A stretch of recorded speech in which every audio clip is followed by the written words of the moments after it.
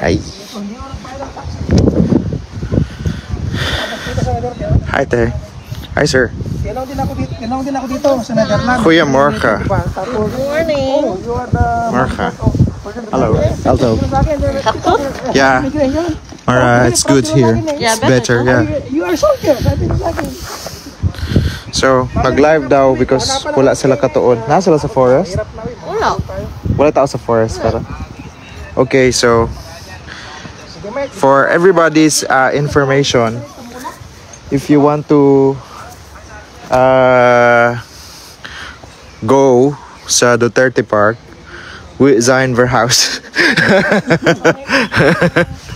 So It's nearby. yeah, we moved. It's nearby. Yeah, mas malapit siya, and then we have a tree. There's a little basketball court. Next time a table. Yeah, a table, maybe black. Yeah, basketball, and of course we can stay here for a bit. So, hi, Michael King. Hello. Oo, naglalakad sila kasi walang ano. So, since Mukha ko ba? Ano? Yung kumakain ko. we're here, ayan. Kain ako. You don't have to actually, Ate Cha, you don't have to ask for approval because this is a public space. You can just sit here and eat here. Nag-viral tayo. Yes, mas Ma'am Kai sa De Guzman, yes po, mas malapit po siya kay PRRD. And it's much better here because as you can see, double barricade na kami, double natural barricade because we're too far from the highway, but at the same time, we are actually near kay PRRD because PRRD, as we know, he is in the this side of wing rather than mas sa gate kami. So, konti pa lang kami today because of course wala pa masyadong mas okay siguro. Yes po, medyo malayo talaga siya sa residence. I think it's around 20 meters away po yung residence dun sa likod. And then as you believe, so there are kids here. So yeah, so here there's parking space. So yan, ayan, natural barricade, and then another path walk, bike lane, tapos highway. So medyo mas private kami. We don't need any fences here. So if we go here, may bago tayong meron tayong bagong papatayin na damo. So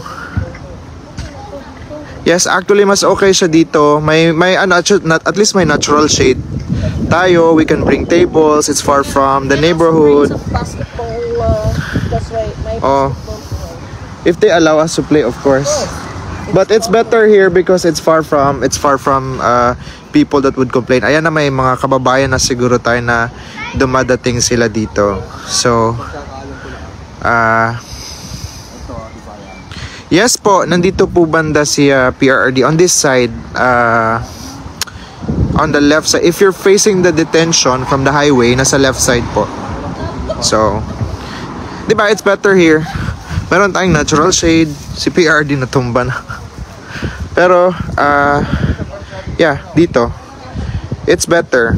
It's way better than the highway. Kasi, feeling ko talaga, pag nasa highway kami, hindi siya makatarungan. I don't like it. It's very unsafe.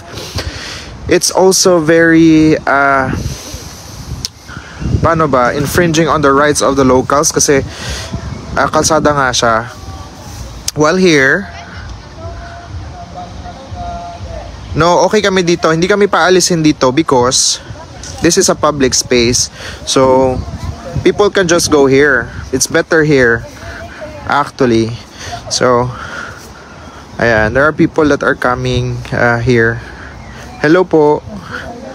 Saan po kayo galing, ma'am? Canada. Canada. Dito na po tayo kasi yung isang space po doon sa Duterte Park. Hindi na Opo, hindi na siya hindi naman na hindi allowed. It's more of like it's reserved for the locals for now. But then again here, we can stay naman. So ano, kailan ho kayo dumating, ma'am? Yesterday, today? Kahapon. Bisaya mo, ma'am? Bisaya ay. Bisaya, maday mo. Bisaya ratang tanan, ma'am. Oo. Alvin will not be going today because maybe he has work or something. So, Ni apit trikit diri. oo. Naaman diri si PRRD na sideboard. So, it's nearer kuan. Asa man mo sa Canada, ma'am? Manitoba. Manitoba. I have a sister in La Prairie, Portage. Oh, Portage La Prairie. Oo. Layo, mga 2 hours. Mm. Almost 2 hours. Yes. So, welcome, ma'am. Oh.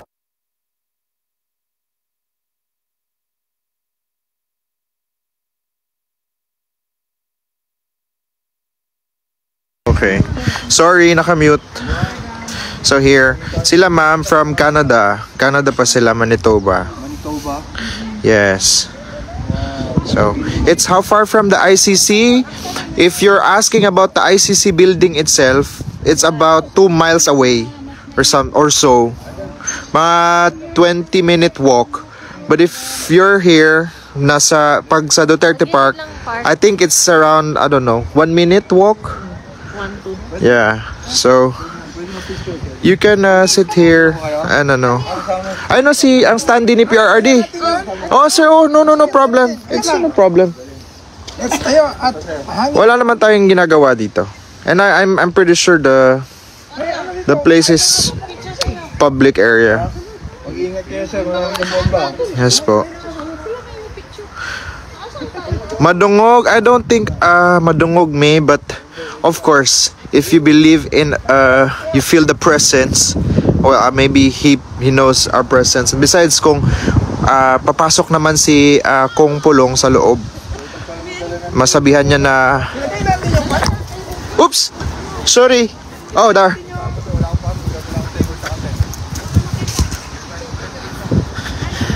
So, yeah. Masabihan siya nila si PRRD na mas malapit tayo. Ay, baka magalit mo papasok. Buksan ko yan, hindi na lang. Yan na lang kay sir. Si Mahal. Ayun si sir na lang muna. Oo, mabagsak. Yan na lang. So, ayan. Sige, sali. Shout out, ma'am. Shout out.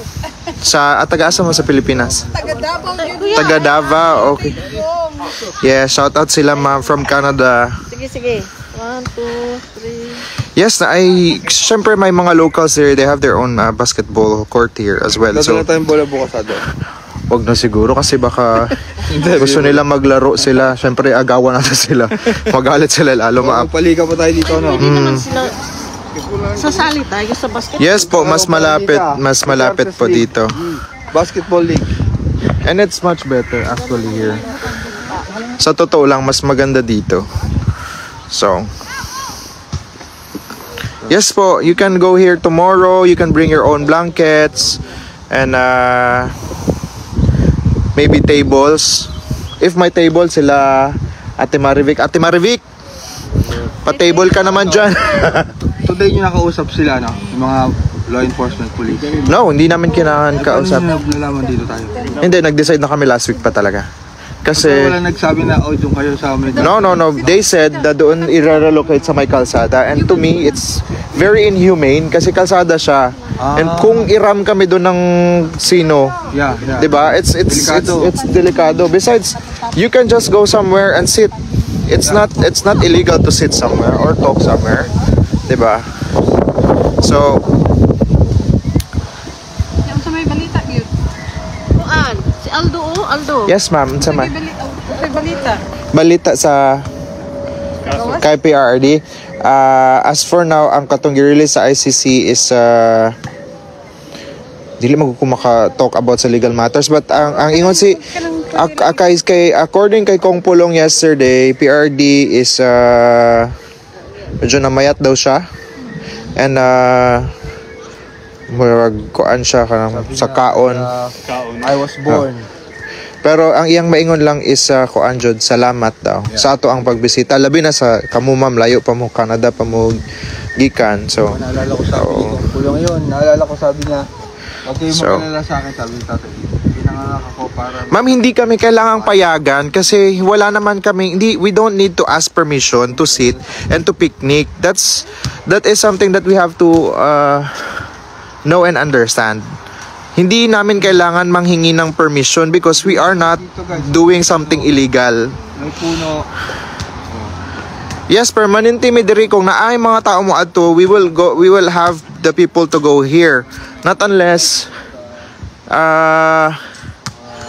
there will be another issue, but nonetheless I think it's really better to be here.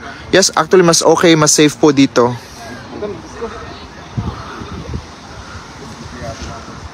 Si Alvin, I don't think Alvin will come today. I think he has work today, so that's why I obliged myself to go here today to have our kababayans also come here.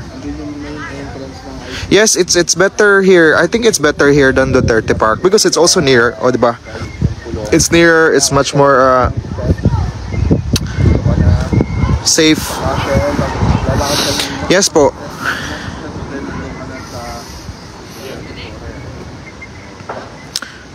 Mga pupunta rito nakakotse. Yes, mas dool mi kay Tatay Digong. Mas dool mi kay PRRD here than